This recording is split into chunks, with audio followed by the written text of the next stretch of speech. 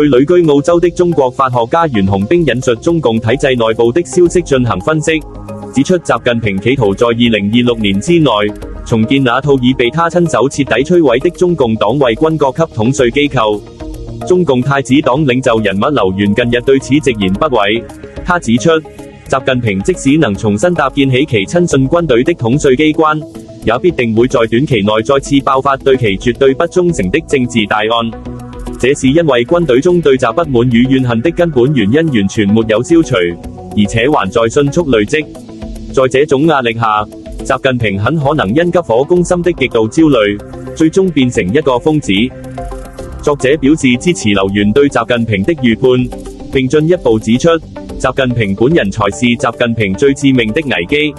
袁洪兵認為，習近平不僅是自身致命危機的源頭，更是對中共暴政末日的詛咒。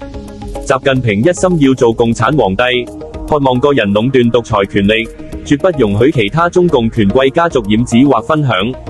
這種視權如命的倒行逆施，不僅得罪了平民百姓，更引發官場劇震，官怨如潮湧。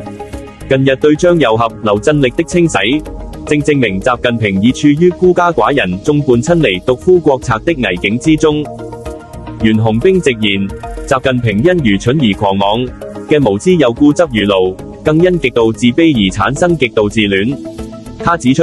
環繞在習身邊的馬屁精團隊，由蔡奇、王滬寧到李希、丁薛祥、趙樂際，全都是文革時期毛澤東精心培育的工農兵學員。由習近平為首的這個執政團隊，令中共暴政的穩定機制徹底破產。中共原本的互補機制已被獨裁取代，正走向最終的崩潰。